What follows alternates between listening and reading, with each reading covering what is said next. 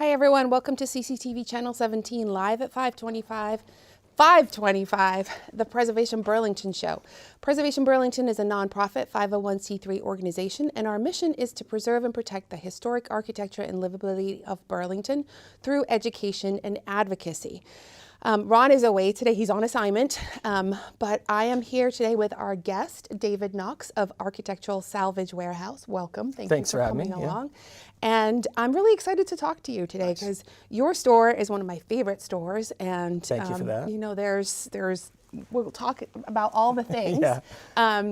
But I was really excited to have you come on because architectural salvage is something that's just really interested me for years. Yeah. And when I first discovered HGTV, I was like, oh, I want, trash to treasure, all those kinds of little shops. I often thought of myself as having one. So you're sort of living my dream life. So tell me about that. How did you get into architectural salvage? It was an extension of like trying to find, I had mentioned before that we bought and restored buildings. Mm-hmm. And it was an extension of like trying to find good pieces to put back into buildings to restore them. Mm-hmm. So when we kind of decided to leave the restaurant business that we were in before, mm-hmm. and really focus more on real estate and preservation and restoration, it was always kind of the place we would gravitate to, mm-hmm. is the architectural salvage places around, mm-hmm. trying to find good quality stuff to restore the houses with. Mm-hmm. And so that kind of became interesting to us, and then a job opening happened when we bought a large house in Charlotte that we were restoring, mm-hmm. a big old farmhouse that needed everything. Mm-hmm. It was, even if you think it needs one thing. Oh, it was raw. I mean, from the roof to the foundation, mm-hmm. and back up again, and so we decided that we're going to switch gears and really focus on doing more restorations. Mm-hmm. And then it was just an opportunity came up to manage a place, mm-hmm. and it was the architectural salvage. It was Mason Brothers back then. Mm-hmm. Yeah, it's been a fixture for a while. It has been, yeah. So I interviewed there and mm-hmm. decided that was the way to go, and and it was kind of a natural extension because it was more the stuff we were interested in anyways, mm-hmm. And it was kind of a lot of the things that we were already working with. Mm-hmm. So it just became kind of a natural transition to do that instead of other things, and really focus on restoring houses. But then we have the pipeline of the architectural salvage, mm-hmm. so it was kind of easy. You know, we had a ready supply of stuff, mm-hmm. and then we had buildings that needed materials. Mm-hmm. So how do you, one of the questions that we've often seen, mm-hmm. in preservation and with architectural salvage is that sometimes there's, architectural salvage folks are kind of viewed as pickers or the devils of preservation, right? Because you're taking apart a building. Oh, sure, yeah. So how do you respond to that? Oh, yeah. How do you feel? Definitely. I have strong opinions about mm-hmm. that. I've talked people out of taking things out of buildings mm-hmm. before. There's enough cool stuff out there to where we don't need to take things. By the time we get the call, mm-hmm. it is like either us or the wrecking ball, or us or a dumpster, mm-hmm. or us and the fire department, because mm-hmm. they're going to burn it down. So a lot of times that portion of it's a foregone conclusion, mm-hmm. and then it's just trying to keep as much out of the waste stream as you physically can, mm-hmm. in the time allotted. So yeah, it's never like we were either going to sell the parts of the building, mm-hmm. or we were going to restore the building. Mm-hmm. It's usually like this whole building has to come down. What's the least wasteful way to do it? So it's not like, oh, look, an old building, let's pick it apart. Yeah, it's those I try to stay away from. There's been a couple of ones too that are on the historic registries, and I've had the state call me and say, could you come and look at this, because mm-hmm. nobody's going to restore this, and we're trying to save some stuff out of it, So, it's never like going to get perfectly restored, or we're going to, mm-hmm. it's not like that. Yeah. So how do people work with you? Do they call you and say, Or is it more folks like the state who know of a building, or is it a little bit It's of everything. Sometimes it's just a person takes out a clawfoot bathtub. It's in really nice condition, and they need a shower. They don't need a tub. They want to sell a single item, or they want to trade it for something we have. We love trading too. We have a lot of clients that'll bring stuff in, and they don't necessarily want money. They want stuff. Yeah. They'll bring in a clawfoot bathtub that they don't want to use, and they'll get a piece of stained glass that they do want to use. Okay. So, and we both make out better because it's easier to be able to do that than that's You've got some amazing stuff. I was looking at your website earlier, and I was really taken with I'm going to say the wrong thing, but the wraparound radiator that came from the Ticonderoga. Yeah, that's very cool. Tell me about that. I've never seen one of those before. And how did you get it? And well, that's a cool thing too. That was deaccessioned from, we work with a lot of museums and a lot of colleges, things like that.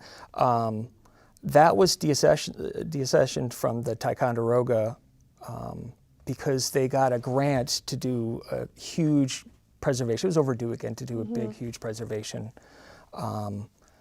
But they were going to go back to the original plans.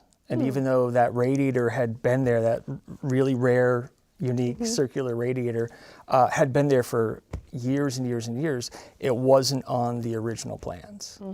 So the curators had made the decision that since it wasn't on they want to present it like the day it opened. The day it opened, the day it launched is kind of how they wanted to have it. So that came out. So we had an opportunity to buy it. And that's often a dilemma. Like, what period do you restore something to, and what part of history do you keep, and what do you not discard, but let go? No, and I've had many conversations with the state and preservationists, and it's part of it is respecting a building's history. But like for this particular grant, like the whole gist of it was trying to get it back to as original as possible. Yeah. But for most like normal buildings, you want to kind of respect the history of what it's been through. So Absolutely. like even one of the buildings that we restored was an 1830s building, and it had beautiful hardwood floors, tiger maple, but under it was like 2 foot wide pine flooring. Wow. Real early. So I called the state, talked to them, and they're like, well, it's since the hardwood floors have been in for 100 years. And this was a building that was on the historical registry. So we weren't getting grants or anything, so I wasn't compelled to do it. I just had a relationship with a couple of people in the preservation and ran it by them, and they're like, ideally you kind of show the process of a building's life. You know, and as much as I wanted to dig down to the super wide pine floors that were underneath it, they're like, you probably should just work with what's there. And because at some point it went from more of like a country building to kind of a more formal building. Farmers doing a little bit better. Right. The second or third generation had upgraded and made it a little bit fancier, and they added plaster molding, and they added a few really nice sort of like early Victorian touches. And the thought process was that's part of the building's life. Yeah. So you account for that when you're making your decisions. And document it, and then it's there. Yes, and you can can always remove it if you need to Yes. and go back to it. But Yeah. for that case, it was better to kind of work with what was there. What it is. Yeah, it always depends on what is the ultimate goal of the building. Yeah. Is it to restore it to a certain period? Is it to respect the current story and all its evolution? Yeah. Or is it something else? I'm curious. I am absolutely fascinated and passionate about old doors. I'm just a nut for them. Is there something that, some type of piece or element or architectural element that you are particularly enamored by or that you love? Like overall? Overall, like you're driving by a house or there's a house and you're like, I gotta have this thing, or I gotta see if it has X. It's a lot of it's kind of sort of piece by piece, like what comes in. There's like everyone on our staff too, we all have favorite pieces as they come through, like the radiator for one. It's just stuff that you may see once every 20 years. That's sort of the interesting stuff. just the really rare, unique. Like one thing we have now is a, do you know what an automat is? No. It's a, in like the 50s, they used to have these cafeterias to where you put the quarters in and you can get a piece of pie, or you can get Oh, okay. You've Like seen an those? early vending machine. Like an early vending machine. We have a chunk of an automat Oh, wow. from New York City from like the 50s. So what is a chunk of an automat? It's just like a piece. It's like they're made sort of modular. Oh, okay. And it's like, it's like a unit, and you can add ones to other ones depending on how big of a cafeteria you want to have. Is it functional? It's completely functional. Oh, that would be great for like the parents who don't want their kids. Really, but you put like a nickel in, and you turn the thing, and you open it, and you pull out a piece of pie, or you pull out a sandwich, and we have one. I love that. And I've only seen them in movies, and we actually have a chunk of one. We found one at an auction in Manchester, and the gentleman whose estate it was grew up in New York City, and when they parted out the automat where he lived in New York City, he bought a chunk of it, and he's been carrying it around with him for 50 years. Doesn't know what to do with it. And he had it, and it was like kind of his sort of like pre-estate sale, like he was downsizing. So we bought it, and yeah. That's fascinating. Yeah. So is it manual or is it electrical? It's all manual, yeah. Okay, so it's not like refrigerated or anything for no, the sandwiches. the way it used to be was it like backs up to like a walk-in cooler.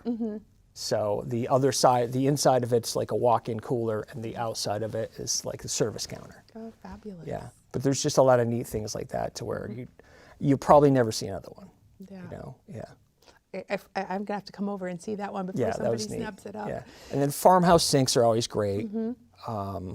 Those are, I take personal pride in making those as nice as they can before they go out the door. Do you refinish them? Not clean, but not refinish.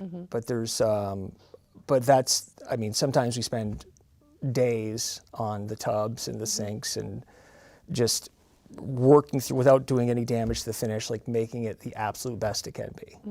Yeah. Is there a period that you particularly enjoy?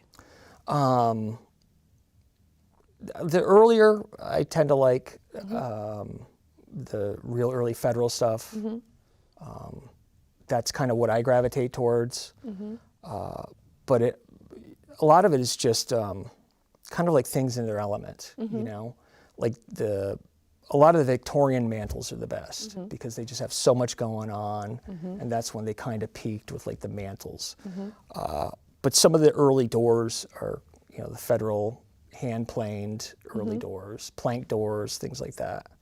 I find the older I get, the more I respect sort of simple craftsmanship, and then not just ornamentation for the sake of ornamentation, but just like the elegance of, just enough, like a little bit of ornamentation, but a lot of it is just how well it's built. Right. The quality of the materials, the fact that it's perfectly straight grain wood, that sort of stuff. Yeah, there's just so much to see. Your store has like everything. It's Indeed. like the Mary Poppins of Yeah, we have a lot. Stores, from hardware to We have about 700 doors in stock at any given time. wow. Yeah. Yeah. Yeah. Tell us about some of the things that people might not know to come look for or find or. Oh, wow. I mean, there's literally everything. It is. It is. If it goes like in or on or around a house, you can probably find it. I mean, everything from wide pine flooring to even sometimes, wrought iron fencing, obviously clawfoot bathtubs, stained glass, all kinds of. We've really expanded our hardware compared to what we used to, and we do a lot more restoration of the hardware too than we used to. And a lot of things we actually do a lot more restoration than we used to, 20, 25 years ago. Like one of the trends is definitely people are busier. They used to buy stuff and say, I'll strip it myself and polish it and take it home and tinker around with it. And now the trend is more like, I need something that's ready to go. I don't think people have a lot of I mean, some do. There's some DIYers. It's great. Yeah. But a lot of people just need it to be ready. Right. So, it's time consuming too to do it is, right. Like it's yeah. not a quick fix. It's not a quick fix, and there's there's a million products, and about 6 of them actually work. Right. I was just going to say a lot can go wrong. And a lot can before go you wrong. know it, you've completely Yeah. damaged the finish Yeah. or something else. Is there anything you don't take or you don't have in the store? Usually like windows that are, they've got to be either really new, like within the last few years, or they have to be, more than like 40 or 50 years old. Like insulated glass windows that are more than a few years old, we don't do. The seals can get dry, they can break, things like that. I mean, we have kind of, sort of 2 missions, and one of them is the historic building materials, 200-year-old wide pine, and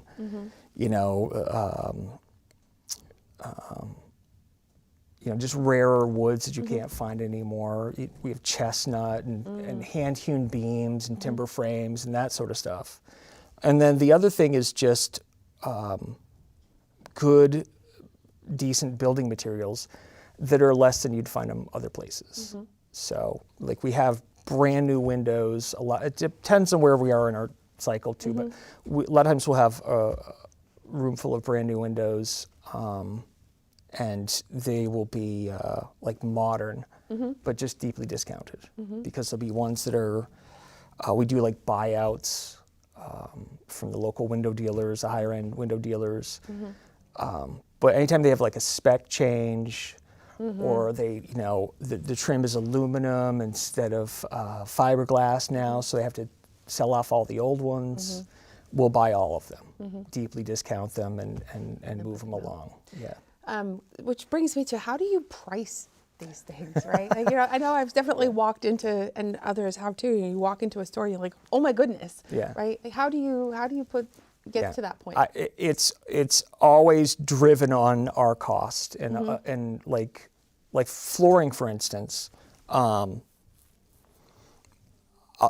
lot of it is just the processing, because it just is super labor intensive, and sometimes dangerous. And dangerous and gnarly, and nobody ever calls us when it's like a nice day, and it's always 20 below or like 98 degrees, and we'll be pulling boards in an attic with no windows. Yeah, those attics must be real pleasant. And especially when it's like an 1805 build, there's never any ventilation or anything like that, and you're working in the dark, and insulation, up to your shoulders. Yeah. But it's 200-year-old, like droppings and all kinds of stuff. Exactly, right? very much so.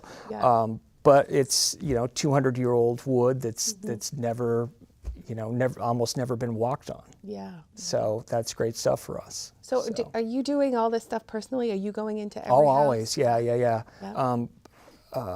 Not every single job and not every single time, but primarily, that's been my focus, is acquisitions. Yeah, that's where, and part of that is just trying to, stay on trend. What's popular, what's not popular, what's working, what's not working, what seems to be accelerating and what isn't. So tell me about that now. What is on trend? I mean, wide pine flooring is always always super popular, and clawfoot bathtubs are always good for us. Farmhouse sinks, always. That's really good to know, because I'm looking for one, so I'm gonna have to come find one. Yeah.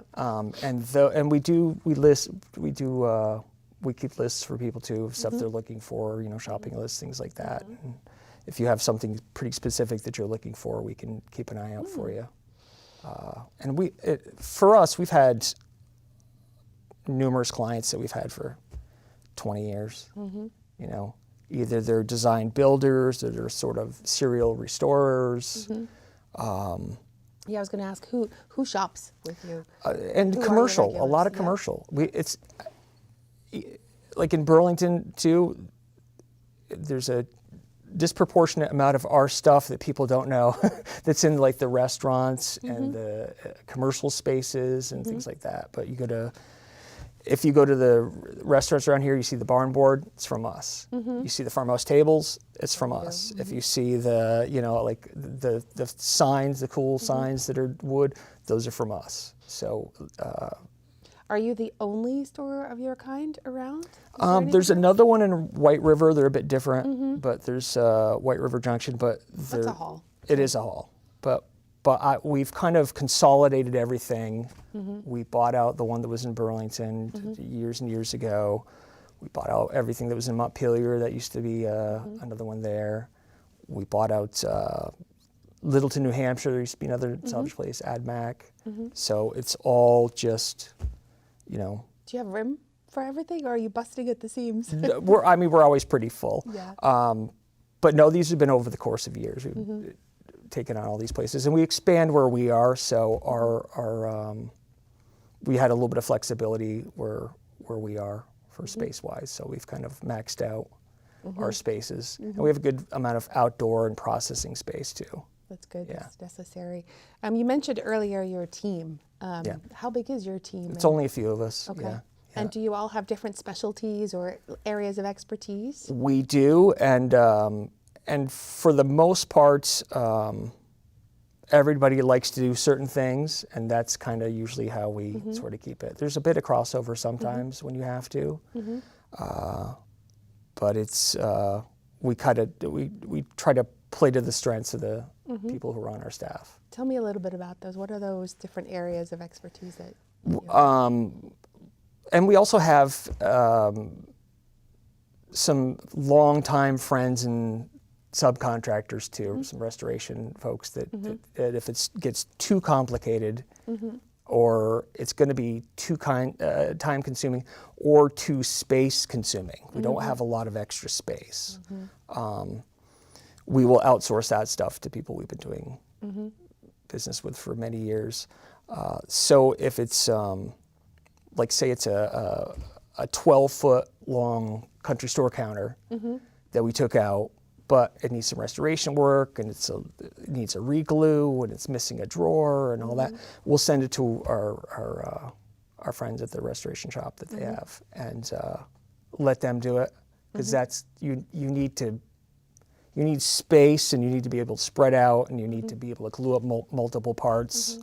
All at the same time, and we just don't have that extra space. Yeah, because leave it. I keep the floor space pretty filled up with new, old stuff, new great old stuff, and my focus is always turning, getting the old stuff, the sold stuff out the door, the new stuff cleaned and in, and on the floor, and. If you come in every week, you'll see a bunch of new things. Yeah, every single week, it is relentless. Yeah. It is relentless. There is just. Do you have, or do you give things like a time limit? Like if something's not selling, what happens then? Or does that ever happen? It rarely happens. It rarely happens. There's a few things I've had to give up on, some things that I thought were cool and apparently nobody else did. But that's uncommon. That's uncommon. And I try not to go too far out of what seems to be working a little bit, like I said, with the automat, the other things like that are just unique and cool. And like right now we have a diver's helmet too that we got out of it. And it's just, we had a bunch of really cool nautical stuff. We actually did a really cool cabin cruiser. We salvaged it. It was not seaworthy, but it was a really neat. Where did you salvage it from? Like, was it underwater? No. It was up in Alburg. It was in dry dock, and it had been like, they kind of lost their certification, and it was going to be really cost prohibitive. Like, nobody would do it to make it seaworthy again. So the guy that had it just wanted to not have the parts of it just go to waste. So we pulled out portholes and hatchways and really cool custom like oval doors, like hatch doors, and just really nifty stuff. And again, like I think my staff thought I had gone nuts for a little while. We sold everything in about 3 weeks. Wow. Yeah, because it was just neat stuff and stuff you're not going to see. So sounds like you really love your job. No, I get to see stuff that, and then one of the things for me is it's kind of left brain and right brain.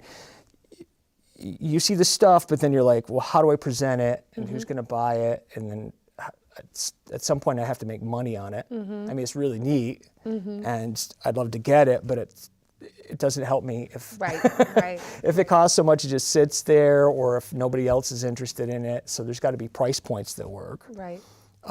So that was a good one that was pretty interesting, and again, it was unique. Yeah. It's not often that you salvage a cabin cruiser. Not often at all. Yeah. So I don't think most of us will do we that. got brass handrails and little mini stairs and steps and. You sort of bring up a good point of, there are all these parts and pieces that come in your door. How do you, do people bring you stuff and be like, what is this? Or like, how do you navigate that? Sure. And a lot of people bring us broken stuff and say, Can you fix it? Yeah, can you fix it? Or how do you fix it? Or what do you do with this? We do spend a lot of time giving advice, which is part of the gig. Yeah. And then the other day somebody came in with they were going to buy another lock set, and it was like a $400 or $500 lock set because they're really fancy. And theirs was kind of shot, but it just needed a few parts. But they were ready to be like done with it. Yeah. Because they had been going with it for weeks and taking it apart and back together and taking it apart and back together. And Brian, one of the guys that works for us, he was able to repair it for them and made their day. On their way they went. But it's better for everybody. They didn't have to alter the door because the new hardware didn't fit right, and it was and another 50 years out of it, just the right parts. We don't always luck out like that, but that's just something to where we had a donor, and the donor wasn't associated with the whole set. It was just a couple of pieces that we could pull out of it and use. So it was maybe a $50 fix instead of a $500 fix. That's awesome. Yeah. What don't people know about your store that they should know? Let me see. We do see a fair amount of interesting furniture. We kind of focus on larger than like the stuff that you won't normally find at like an antique store. Bars, back bars. Like I said, 20-foot long country store counters. We've had like quadruple armoires before that take up whole walls, that sort of stuff. We're fortunate enough to be in a lot of buildings. So that's the type of stuff to where if it's, they're doing a big remodeling and there's still a big piece of furniture there and they're like, we're not sure what we're going to do with this. We'll make them an offer on it. And yeah. I'm curious, in the time we have left, I was looking at your website earlier and I hit projects. Yeah. And so there's like a bunch of old looking houses, and then there's the HGTV Dream House. Oh, yeah. Tell me what the story is there. And they kind of hit us up periodically for stuff too. It's just, they just did a big one. They had done one in Stowe, and basically every room had 2 or 3 major pieces from us in it. That's fabulous. And it was, I think we're kind of there. It's like a candy store for them. You know what I mean? For a lot of people. And it was easy because the production crew had come up and they were working in Stowe and we're, 40 minutes away. And they're like, we'll take that, and that. Can you deliver it this week? And then next week, can you deliver that? So that was kind of straightforward. That's fabulous. Instead of like trying to find things all throughout New England and have them carted up and. Yeah. But they have a very tight timeline, so they don't they didn't take too long to make decisions on a lot of stuff. It's the type of thing to where they pulled the trigger pretty quick. Yeah. Yeah. So what's next? As far as Architectural Salvage Warehouse. Well, I'll go back to the other thing about the customers. We have people doing real strict preservation. It's one facet. Another one is just people that just want quality, decent stuff. It's a little bit different than you get from Home Depot or Lowe's. A lot different. Yeah, Yeah. thank you. but just not to disparage Right. them, but it's just definitely, It's a different feel, vibe, it's a different, story. it really Yes. is, yeah. So there's a lot of people, and then you know, you don't need a lot of stuff to make a statement. You know, a few doors and a couple of main rooms, you know, a nice mirror, you know, an interesting mantle. It doesn't take a ton. You don't have to spend millions to have. But you certainly could. You could if you're welcome to if you want to. You know, we encourage that too. Yeah. But yeah.